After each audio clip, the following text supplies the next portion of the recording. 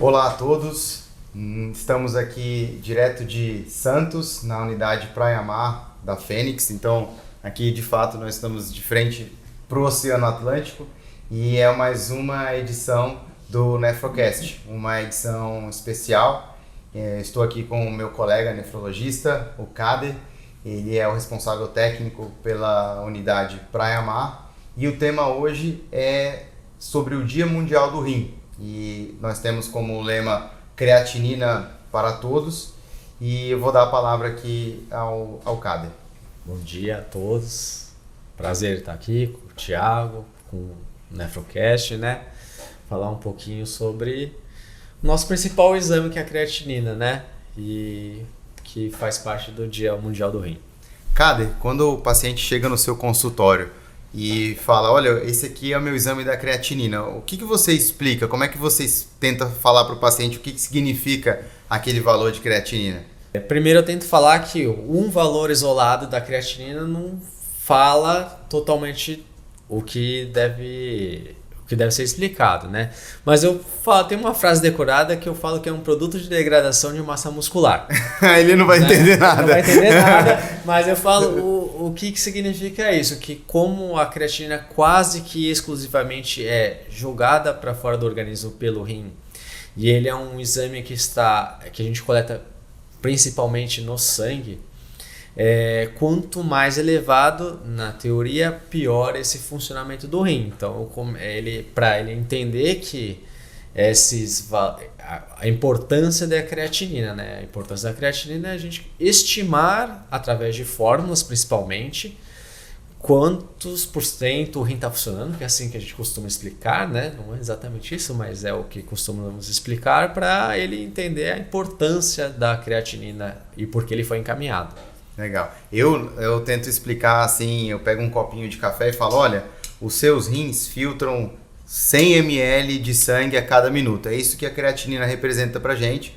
Quanto mais alta ela tá, quer dizer que a sua filtração tá menor. Mas normalmente eu sempre acalmo os pacientes, porque eu falo assim, gente, olha, a gente normalmente tem 100 ml de filtração por minuto, só que você só precisa de uma coisa mais complexa, como um transplante, uma diálise, quando isso está abaixo de 10. Então é comum um paciente chegar lá com a filtração de 50 e a gente fala, olha, vamos te tratar, vamos controlar a sua pressão e tal, para que isso não progrida até chegar nesse ponto mais crítico. Até porque aqui em Santos a gente lida com uma população mais idosa, né? E como parte da fórmula é idade e sexo, então alguns pacientes chegam lá com 60% e eu falo assim, tá ótimo, é o adequado para a sua idade. Então tem outras variáveis fora a creatinina, só que é um exame que nós devemos sempre solicitar, né, para poder entender melhor o que está acontecendo com os rins. Perfeito. Assim, nas campanhas atualmente se fala, né, que 10% da população tem doença renal, mas é porque nós classificamos a doença renal em 5 estágios. Então, se o paciente já tem um pouco de perda dessa filtração, ele já recebe o rótulo de que ele é doente renal crônico, então talvez 10% de fato da nossa população tenha algum nível de doença renal, mas o ponto crítico mesmo dos pacientes que são transplantados ou que fazem hemodiálise representa uma parcela muito pequena da população, aí 0,3%, então esse é o cenário. E qual outro exame básico, assim, Kader, você vê como fundamental para a gente rastrear a presença da doença renal? Bom, a creatinina e a perda de proteína na urina, né? Principalmente a microalbuminúria, principalmente que aqui, pelo menos eu vejo que a gente recebe muito tardiamente o paciente, a hora que já está com uma disfunção muito elevada, né? Então, principalmente se nós formos pensar no mundo, a principal doença que leva a doença renal crônica é diabetes, seguida de hipertensão. No Brasil se inverte, mas acho que por falta de diagnóstico mais precoce. Então, o endocrinologista, ele deve estar sempre pedindo, né, uma microalbuminúria, uma creatinina para a gente poder avaliar. Mas assim, com isso a gente já consegue ter uma base muito boa, porque muitas vezes a perda de proteína na urina antecede o aumento da creatinina, né? Isso, é o marcador mais precoce da doença renal, verdade. Uma coisa que eu acho legal é sempre a gente comparar a nefrologia com a cardiologia. E a cardiologia, durante anos e anos, bateu na tecla de falar do colesterol, aumenta o risco de infarto, de derrame, né, de AVC. E a nós da nefrologia, que eu acho que a gente tinha que falar muito da creatinina.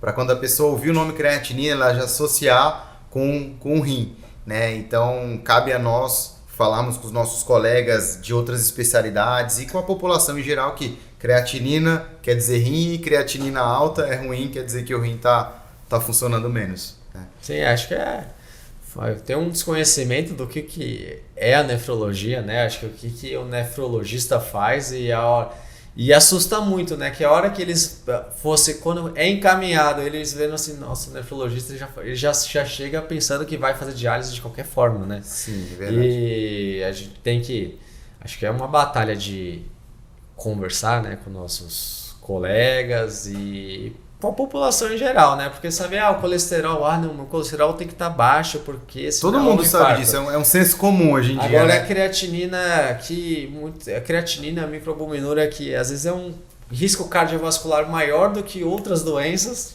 ninguém sabe, né? Ninguém fala. Eu acho legal, por exemplo, o impacto dessa nossa ação hoje do Nefrocast. Tem muita gente que não é da área, mas que acaba sendo impactado e atingido pelo Nefrocast e com a divulgação, né, com a educação continuada, acho que a sociedade em geral vai ficar mais ciente, né, do que é a doença renal crônica, né? E principalmente que, quando nós nos formamos, a gente tinha uma dificuldade de tratar os pacientes, né? Hoje em dia começou a melhorar, né?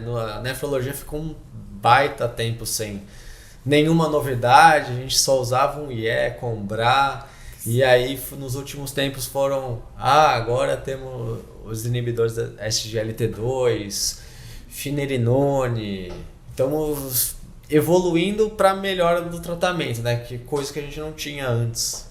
Isso é muito, muito legal, que o sonho do nefrologista, né, era a gente ter uma medicação, então com essa medicação a doença renal estabilizasse. Mas infelizmente, pelo próprio envelhecimento, a gente perde um pouquinho de função renal ano após ano. E o que o Kader citou é que agora a gente tem medicações que elas reduzem essa progressão da doença renal. Então talvez um paciente que em 10 anos ele ia precisar de um transplante ou hemodiálise, usando essa medicação, ele não vai chegar nesse ponto. E então isso tem um impacto muito grande, até um impacto de farmacoeconomia. O SUS fornece essas medicações porque se você colocar na ponta do lápis fica muito mais economicamente favorável ter o custo, ter o gasto com essas medicações, mas prevenir que pacientes cheguem até diálise e transplante. Sim, além na farmacoeconomia, com certeza, né? A sessão de diálise acaba sendo caro. Muito caro a sessão de diálise. Não tem jeito, além vamos falar da questão ambiental, do consumo de água, tem todos esses parâmetros, mas assim, pensa na qualidade de vida do paciente de não fazer diálise com um tratamento. E é um tratamento multidisciplinar, né? Depende do nefrologista, mas depende do cardiologista, depende do endocrinologista, depende da nutricionista, que tem que ser nossa parceira. E às vezes com medidas bem simples, com medicamentos adequados que vão ajudar em várias doenças, a gente consegue diminuir bastante a progressão da doença hoje em dia, né? E acho que isso realmente falta ser compartilhado.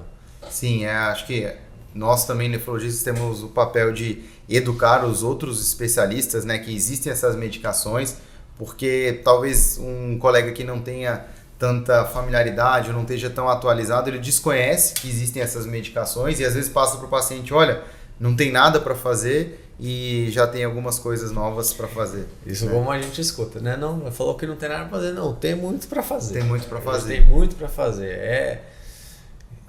Sim, tem que fazer uma mudança de estilo de vida, né? Na verdade, acho que acaba sendo uma doença metabólica, porque como a principal é diabetes e hipertensão, então a pessoa perder peso, fazer atividade física, e que isso já melhora muitas vezes o controle do diabetes, controle da pressão. Aí com essas medicações a gente reduz muito, então tem muito a fazer. E antigamente era bem mais complicado, agora a gente tem muito a fazer pelo paciente, né? E ele pode nos ajudar muito. E os nossos colegas também podem nos encaminhar precoce. Tem, eu acho que uma meta-análise do Cochrane que eles falaram que assim, o encaminhamento precoce para o nefrologista é benéfico. Sim. E a gente não se importa de ver pacientes, às vezes, que não são graves. Não são graves. A gente dá um direcionamento para evitar que haja a progressão da doença, né? E o paciente, depois que começa com o nefrologista, ele acaba até... mudou essa medicação, eu posso tomar essa? Sim, pode ou não pode. São pequenas coisas que, assim, melhora o tratamento, que é o que nós queremos, né? Qualidade de vida. A nossa especialidade, ela é considerada a especialidade mais complexa, porque normalmente os pacientes com doença renal têm várias outras doenças associadas, e a nossa doença, o problema é que ela não dá sintomas. Quando ela já dá sintomas é que ela já progrediu muito. Então ela se baseia muito em prevenção, em um médico explicar para o paciente, olha, mesmo que você não está sentindo nada, a sua pressão descontrolada vai aumentar a progressão da doença renal, o seu diabetes descontrolado vai aumentar a progressão da doença renal. Exato. Quando eu chego e falo assim, mas eu não estou sentindo nada, eu falo assim, a gente só... Quando tem sintomas da doença renal, já está no estágio muito avançado. Mas eu sempre cito, assim, como a grande maioria é diabetes e hipertensão, o diabetes que não está controlado, a maioria das vezes não dá sintomas. Hipertensão não controlada, a maioria não dá sintomas. Quando uma pessoa não está sentindo nada, ela não fica empolgada em tratar. Mas eu falo assim, não é agora. O problema é daqui a 20 anos. E daqui a 20 anos, você quer ver o seu filho, o seu neto se formar e tudo mais? É assim que tem que ser. Você tem que abrir mão de algumas coisas, né? Então, o diabetes tem que diminuir o consumo do carboidrato? Tem, mas você tem que saber. Eu sempre falo, vamos jogar o jogo. Ninguém vai fazer 100% do tratamento perfeito, da alimentação perfeita. Que nem eu faço. Mas muito difícil, é muito fácil falar. Eu falo, se você fizer entre 80% e 90%, se você se der o luxo de umas 2 refeições, dá uma escapulida para você ter poder sair para jantar com a sua família e ter um consumo sem exageros, claro, mas um consumo de mais carne, que é uma coisa que costumamos diminuir na doença renal. E tudo bem, no dia seguinte você volta ao normal e segue sua vida. Mas se a pessoa não sabe que tem que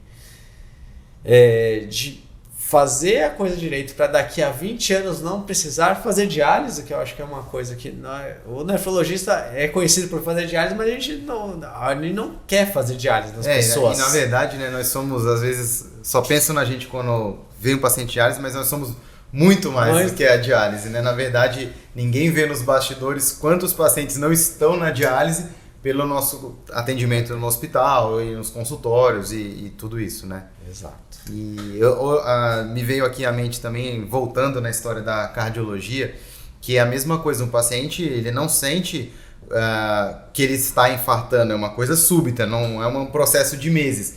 E é isso que a gente explica para o paciente, olha, você tem que cuidar do seu colesterol, cuidar da pressão, porque se vier um evento como um infarto, como um AVC, vai ser súbito. E a doença renal é a mesma coisa, ela é silenciosa, né? E às vezes quando o paciente só vai procurar o nefrologista, quando vem alguns sintomas, e o difícil é que esses sintomas são inespecíficos, então, né, o paciente às vezes vai falar que está com cansaço, e aí é por causa da anemia relacionada à doença renal, às vezes as toxinas que o rim filtra se acumulam, e aí isso dá um quadro de alteração de apetite, um desânimo. Não são sinais tão claros assim, poxa, um infarto, o cara normalmente vai sentir uma dor e aperto no peito. Da nefro a gente não tem isso, então nós somos grandes educadores, eu acho. A gente tem que, nas consultas, explicar e reforçar, né? Mas quando tá ali já perto de fazer diálise, talvez você já fez fístula e tudo mais, você vai assim, mas quais são os sintomas? Assim, são tão inespecíficos que assim, náusea, vômito, cansaço, as coisas que não passam, soluço que vem e não vai embora. Então, sintomas não inespecíficos pode ser várias coisas, né? E aí a gente tem que falar, olha, são esses, então a gente vai... o que é o mais provável? Ele tá cansado por conta da anemia, mas tá 10, então não é esse a causa do cansaço. Ah, não, ele tá vomitando, mas ninguém tá em casa, então a gente tipo, diminui a chance de uma causa gastrointestinal e tá com 250 de ureia. Ah, Que é um mais valor provável. absurdo, né? Exatamente, um valor muito alto. É o processo de educação. Acho que o problema principal é que, como as doenças, hipertensão e diabetes começam ali dentro dos 30 e 50 anos, que é a parte do que a gente está mais ativo, né? Então as pessoas deixam a saúde de lado para buscar o ganho financeiro e tudo mais e acaba deixando de lado a saúde, não vai no médico e tudo mais. E aí já passou lá, eu não sabia que eu tinha diabetes, mas já você não coletou o exame, não tem como você saber. Como é assintomático, mesma coisa da doença renal, é assintomático. Aí quando chega mais avançado é mais complicado. A prevenção é coletar uma vez por ano uma creatinina, que nem fazer o exame do PSA uma vez por ano, ou fazer o rastreio de câncer de mama também uma vez por ano, não vai prejudicar ninguém. Eu concordo, e também não vai dar um custo nem para as operadoras de saúde, nem para o SUS. É algo que cabe, digamos assim, no orçamento. E voltando sobre a questão da importância da educação e do nefrologista munir a sociedade de informações sobre a nefrologia, eu estava no barbeiro recentemente, era um barbeiro jovem assim, né? Ele perguntou o que eu fazia, aí eu falei que era nefrologista, mas eu nunca deixo de falar que é médico de rim, porque apesar de pra gente é óbvio que nefrologista de rim, isso não é um senso comum. Não. Aí eu falo, olha, eu sou nefrologista, sou médico de rim. E aí eu parti do pressuposto que pelo menos o rim eu sabia que eu achava que o barbeiro soubesse o que fosse. Aí lá pras tantas ele falou, opa, desculpa perguntar, mas qual é a função do rim mesmo no corpo? Então é isso, a gente às vezes acha que as pessoas entendem, né, o que a gente está falando, mas a gente tem que ir, acho que, pro nível mais básico, falar, olha, o rim filtra o seu sangue, e aí o resultado disso é a urina, e né, a gente tem que educar. Tem, porque quando você escuta isso direto, né, o paciente chega e fala assim, você fala assim, não, a sua creatinina está elevada, a sua taxa de filtração glomerular é tal, mas doutor, eu estou urinando normal, né? Verdade. Não é só, a urina eliminar o líquido é uma das partes, ele está não filtrando, mas eliminando o líquido, são várias funções que o rim faz. Quando a gente falou da anemia, ele produz a eritropoetina, que é o hormônio para não ter anemia, né? Então tem várias funções que não são simplesmente só a urina importa. Não, são várias outras coisas que o rim faz que são muito importantes. E desses sintomas, né, existe esse senso comum que é errado de que a pessoa teria um problema no rim e aí reduziria a quantidade de urina. Não, a gente não vê isso, né? Como você falou, às vezes a urina está eliminando só a água em excesso, mas não está eliminando as toxinas. Exato. Né? Então, mas de fato existe esse senso comum. Explicar é difícil essa parte. E existe o senso comum também que dor nas costas é o rim. Às vezes a pessoa chega no seu consultório e fala, eu tô com uma dor no meu rim. Aí eu sempre explico, olha, raramente o rim dói. Ou é pedra nos rins, ou é uma infecção, mas a maior parte das vezes dor lombar e tudo não é o rim. Não tem a ver com o rim. Eu falo assim, se fosse uma pielonefrite, que é infecção no rim, você estaria bem mais prostrado. Se fosse um cálculo renal, não sei se você já teve, mas você estaria chorando de dor. É uma dor diferente, por isso que mas você não quer nem pedir ultrassom, porque aí gerou aquele confusão. Pediu ultrassom, mas tem uma pedra dentro do rim, tem um cálculo dentro do rim. Esse cálculo não gera dor. A dor é pela extensão da cápsula, pela hidronefrose, pela obstrução, né? Então é difícil. Então eu já acho que quando fala que tem, eu tô com dor nas costas, eu falo assim, olha, muito provavelmente não é. Não deixa de pedir o exame porque não vale a pena, né? Sim. Até porque o paciente se sente mais seguro tendo o exame na mão. Sim, exato. Mas assim, de sintomas que podem, né, apontar algum problema renal, às vezes é comum o inchaço, né, o que nós chamamos de edema. E aí eu gosto de explicar para os pacientes assim, olha, normalmente tem 4 causas de inchaço, né? Ou um problema no coração, ou um problema no fígado, ou um problema nos vasos, nas veias, ou um problema renal, né? E aí, quando chegam esses pacientes encaminhados ou eles vêm espontaneamente no consultório por causa de edema, de inchaço, A gente explica, mas a gente de fato só pode colocar a culpa no rim, né, quando a gente tem aquela alteração na urina, a presença de proteína. E aí eu queria que você desse uma pincelada de como é que você explica para o paciente que é ruim ter proteína, ter albumina na urina. O que isso significa? Eu falo que a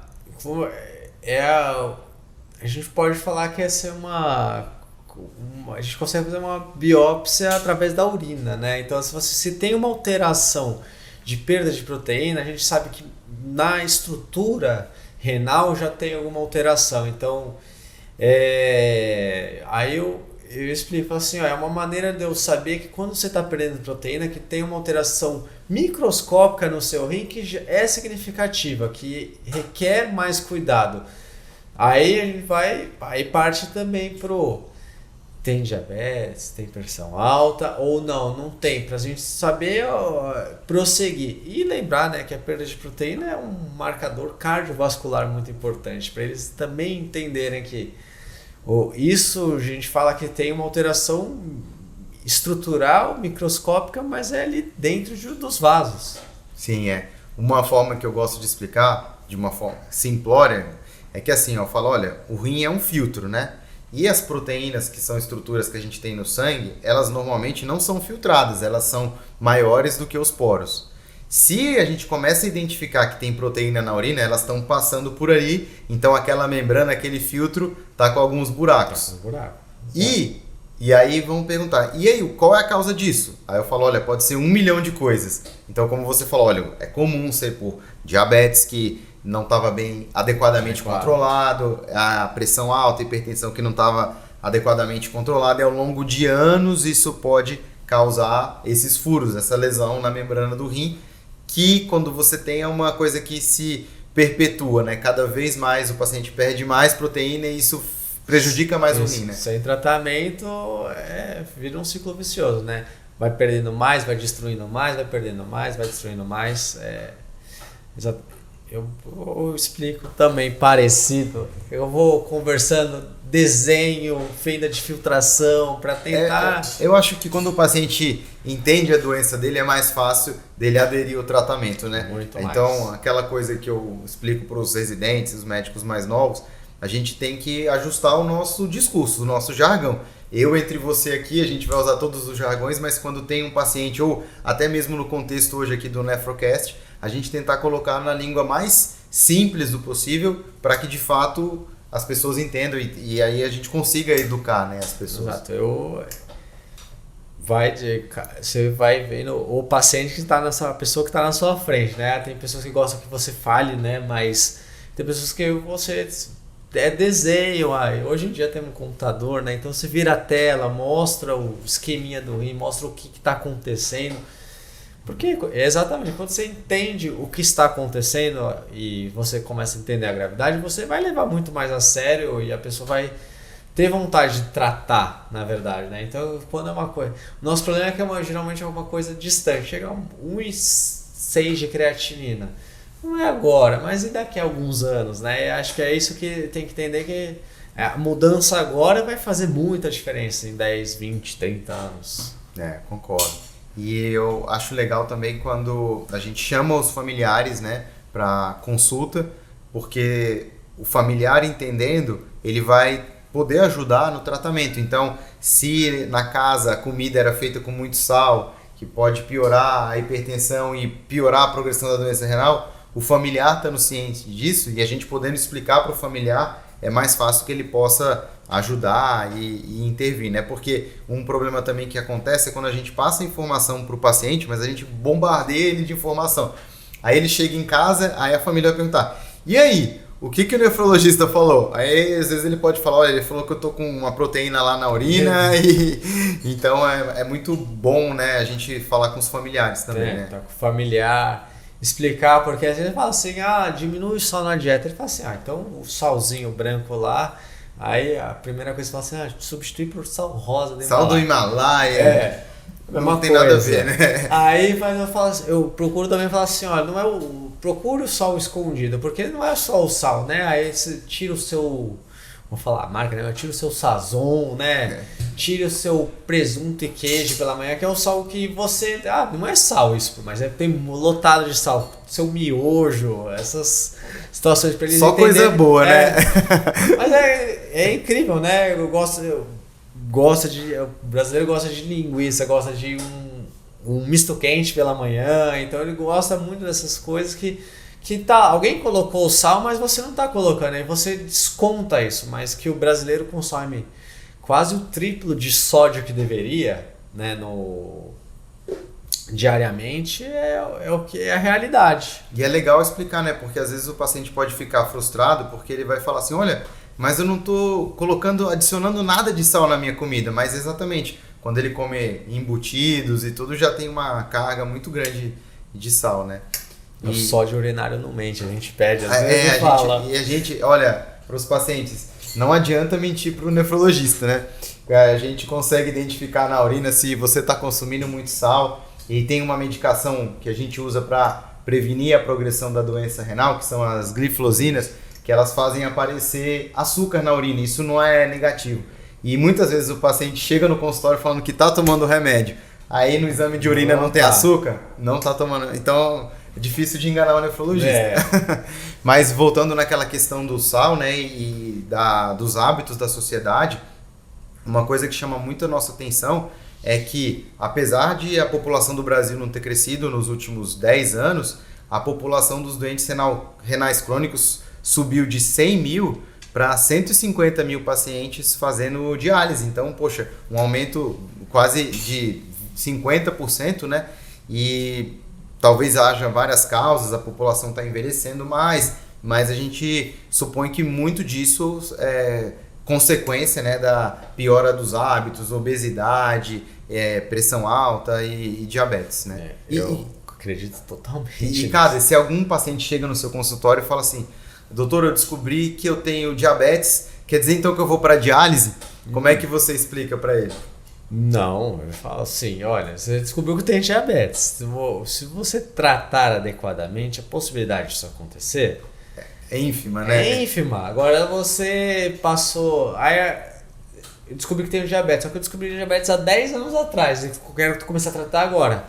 Tem vezes que a gente vai ter uma dificuldade de diminuir a progressão, em vez de perder... Diabetes é uma doença bem ingrata, né? Então tem pessoas que começam a perder 3, 4% de função do rim, né? Por ano. Por ano, né? Exato. E aí a gente tenta trazer isso para o mais próximo, que o habitual, eu explico para os pacientes assim, fazendo a média, é 1% por ano a partir da terceira, quarta década de vida. Então a gente tem 100%, né? Depois dos 40 anos você vai perdendo 1% da função renal por ano. Aproximadamente. Ou até menos, às vezes, né? Aí, tendo hábitos bons, provavelmente isso vai ser menor. Você vê idosos chegando lá com uma função estimada maravilhosa, né? E acredito, na verdade, eu falo assim, a grande parte da doença renal é prevenível. Então, a pessoa acabou de descobrir o diabetes, vamos tratar? Vamos escolher a melhor droga para você iniciar o tratamento. Então, vamos colocar uma glifosina para você, um diabetes tipo 2, vamos colocar uma glifosina. Está com hipertensão, vamos iniciar o IE-cobrar, vamos fazer a dieta, porque o habitual hoje em dia é chegar lá, uma pessoa obesa, hipertensa, diabética, que já vem um combo. Então essa hiperfiltração que está acontecendo por conta da própria obesidade, do diabetes, vai prejudicar o rim mais rápido. Se você tirar esses fatores, né, de risco da doença renal e da doença cardiovascular em si, né? Que então dificilmente a pessoa vai precisar fazer diálise. Exato, e assim, o rim envelhece como todos os órgãos, então ali depois dos 40 anos quase todo mundo vai precisar de um óculos, ali com os 80 anos quase todo mundo de um aparelho auditivo, e o rim a gente vai perdendo função, mas fiquem tranquilos, essa perda é muito lenta, como o Kader falou, então a gente tem lá a função 100%, a gente vai perdendo 1% ao ano, só se a gente vivesse uns 200 anos, 150 anos, todo mundo ia precisar da diálise, mas felizmente a gente vai embora antes e é exatamente isso, a prevenção da doença renal são medicações e mudanças de comportamento que fazem com que essa perda seja mais lenta o possível, né? O problema é que com algumas doenças, mesmo a gente fazendo todo o tratamento otimizado, o paciente continua ainda perdendo essa função de uma forma acelerada e aí, infelizmente, evolui para os estágios mais graves. As outras doenças. Tem doenças que, infelizmente, a gente ainda não tem um excelente tratamento, né? Então, a gente falou que a primeira e a segunda causa de diabetes e hipertensão, mas aí tem glomerulonefrites. São as doenças autoimunes. Aí a gente tem medicamentos imunossupressores, estamos também evoluindo nessa parte, né? Hoje com mais imunobiológicos, tentando uma terapia mais adequada, mais direcionada, mas elas são imprevisíveis na minha visão, né? E tem a doença policística também. Começamos a ter um tratamento que ainda não está disponível no Brasil, exato. Mas já tem, mas assim, é para reduzir a progressão da doença, que a gente não tem um tratamento tão efetivo. Infelizmente nada estaciona, zera a doença renal, né? Mas felizmente a gente nasce com 2 rins e com uma capacidade de filtração muito grande, né? Que a gente tem esse luxo de poder perder um pouco de função renal e ainda tá bem, ainda tá longe da diálise, ainda tá com boa qualidade de vida. Eu falo exatamente isso, assim, às vezes chega com uma função renal já mais diminuída, mas eu falo assim, tá bom, a gente tá no estágio 3B, 32%, ok, porém, a gente geralmente só começa a fazer diálise com 10% de função no rim, então aí, se a gente conseguir retardar ao máximo, você tem aí 20, 30 anos ali, poxa, então o rim ele é um órgão, eu sempre falo, é espetacular, ele se adapta aí muito bem, então com funções extremamente baixas você ainda tem uma qualidade de vida muito boa. Sim.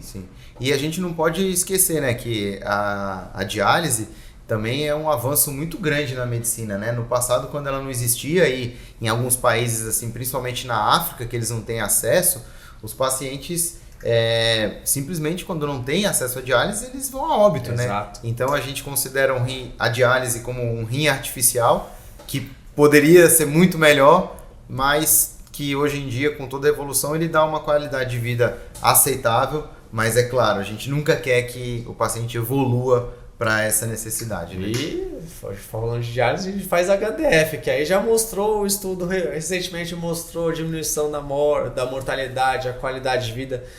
Nossos pacientes, claramente que vêm de um processo de hemodiálise, fazendo hemodiafiltração, tem uma melhora da qualidade de vida, né? Então,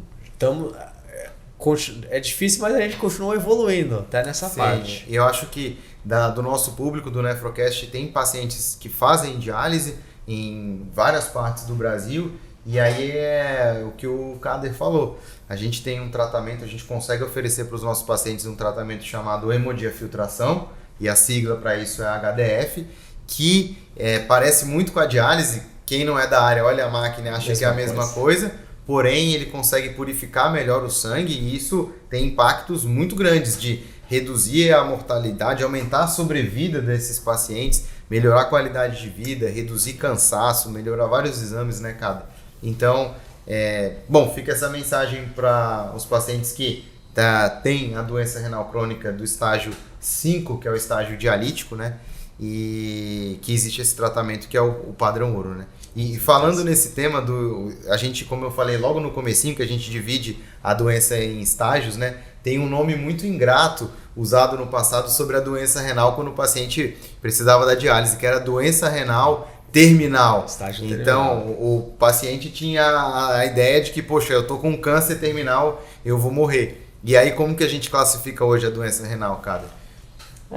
A gente coloca a doença renal crônica no estágio 5D de diálise, né? Você precisa fazer diálise ou não ND, né?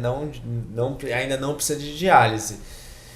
Como a gente brigou por isso, né? Porque na verdade, na hora que você tinha que fazer o CID lá, a classificação internacional das doenças, N180, que é doença renal crônica no estágio terminal, a gente falou assim, meu Deus, eu tô morrendo, que a gente precisa colocar esse código quando vai fazer alguma receita e tudo, e aí cada doença tem o seu código, a nossa é o N18.0, o N18, e se você olhar na definição tem escrito lá, doença renal terminal, e é por isso que a Sociedade de Nefrologia foi atrás que isso mudasse, tem um peso muito grande, um termo tão forte assim, e hoje em dia a gente classifica em estágio 1, 2, 3, 4 e 5, e aí cabe ao nefrologista explicar para o paciente, né? Olha, o estágio 1, a sua filtração reduziu assim, o estágio 2 assado, e sempre volta naquele ponto de educar, explicar. Essa classificação é importante, que a gente define a frequência de consultas anuais. Então é diferente de você no estágio 1 tratar, porque às vezes pode ser por alteração anatômica ou perda de proteína, né? Que a gente tem, além dos estágios 1, 2, 3, 3A, 3B, 4, 5, a parte A1, A2, A3, que é de tão importante que é a microalbuminúria que a gente citou, que tem mais uma parte, né? Que é se tem microalbuminúria, se tem ou se não tem, se tem entre 30 e 300, se é maior que 300, de tão importante que é, né? E até quando a gente olha na Sociedade Brasileira de Diabetes, eles mostram que aí tem a classificação em vermelho. Quando é vermelho, que é quando está maior que 300, um risco muito grande, né? Já é direto para encaminhar para o nefrologista. Os outros, eles falam assim, pode ficar, fique atento, mas dá ainda para ficar com o endocrinologista. Quando a proteinúria é grande, já tem que mandar para o nefrologista na hora, que já tem uma lesão realmente no rim. É exatamente isso que você falou, a gente explicar o impacto dessa perda de proteína, né? E a gente também explicar para os nossos colegas quando eles precisam encaminhar o paciente para o nefrologista, né? Faltam nefrologistas, a gente sabe disso, né? Nós somos uma especialidade que eu brinco que nós estamos em extinção. E como não dá para encaminhar sempre para o nefrologista, então os médicos de base, os médicos de família, os clínicos gerais que atendem, os médicos da família, né, que atendem a população em geral, é importante nós educarmos esses profissionais que quando o paciente tem um certo nível de filtração ou que reduzida, ou quando o paciente tem alguma perda de proteína na urina, que aí sim encaminhar para o nefrologista, e aí nós avaliamos se esse paciente precisa ser acompanhado conosco até o ponto dele precisar de diálise ou não, ou se a gente pode referenciar ele de volta para o médico de base, mas dar o suporte e dar as orientações. Porque, como a gente falou, teve tantos medicamentos novos, então um endocrinologista tem um paciente com diabetes, então ele já pode ir iniciando, né, as medidas, né, de prevenção. Com BRA, ele pode iniciar a sua glifosina, agora ele pode também iniciar o finerenone, que assim acaba, para uma pessoa com diabetes, acaba sendo uma tríade agora nossa. O cardiologista sempre teve a dele, agora a gente acaba tendo a nossa também. Para uma pessoa que tem diabetes, para quem não tem diabetes, a gente pelo menos um IECA e um... Que são os remédios que a gente usa para retardar. Aí, será que tem mais alguma coisa para fazer? Encaminhar para o nefrologista. Só que não espere também chegar no nefrologista, né? Essa que tem que ser a mensagem. Porque senão passa, a hora que passa o tempo, passa. Não, e uma coisa que agora eu lembrei, né, sobre as medicações, os anti-inflamatórios, né? Então, por exemplo, é muito comum a gente ter dores e aí usar um diclofenaco, um cetorolaco, e é importante também que a população saiba que, assim, olha, você pode usar um anti-inflamatório 2 dias e tal. Agora, se você usar ele de forma seguida e contínua, talvez isso afete a sua função renal e você chegue nos estágios mais avançados da doença renal. Né? Eu sempre falo, eu acredito que eu falo para as pessoas que a gente usa o anti-inflamatório da maneira errada, basicamente. Porque geralmente a gente precisa de um analgésico, então dipirona, um paracetamol, está de ótimo tamanho. Geralmente você não está inflamado. Eu estou com dor de cabeça. Tá bom, tem uma enxaqueca aí, então tudo bem, que é a indicação de você fazer. Agora não, tem uma dorzinha muscular. Uma dipirona, não. Aí é aquela, vou tomar um Torcilax, vou tomar um diclofenaco, e toma por vários dias, e é o medicamento de bolso, né? Não é um medicamento de uso controlado, né? Que talvez tivesse que ser, né? Exatamente. A gente vê tantos pacientes que têm doença renal ou que ele tinha uma doença renal de outra causa, mas foi potencializada pelo anti-inflamatório, que talvez se houvesse esse conhecimento né, da sociedade que anti-inflamatório é um ótimo remédio, mas o uso contínuo pode sim, né, levar a doença renal e infelizmente leva alguns pacientes, até jovens, né, a ter que fazer diálise, a ter que fazer um transplante de rim.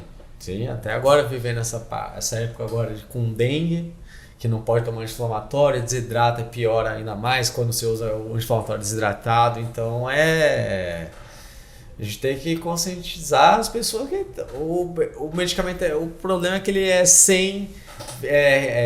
poucos anti-inflamatórios precisam de receita, né? Vai lá no balcão e pega, sendo que não deveria ser assim. Como era um antibiótico antigamente, era sem receita, hoje em dia é com receita, por quê? A gente tem cada vez tentando criar antibiótico novo porque a gente não tem bactérias multiresistentes, porque era qualquer coisa é antibiótico, Anti-inflamatório é assim, qualquer dorzinho é anti-inflamatório.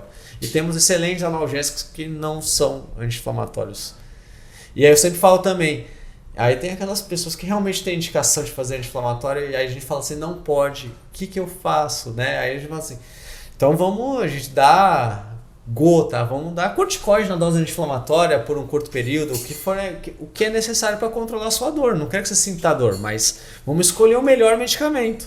Sim, é isso aí. Bom, Kader, é muito bom esse nosso papo, mas está chegando ao fim.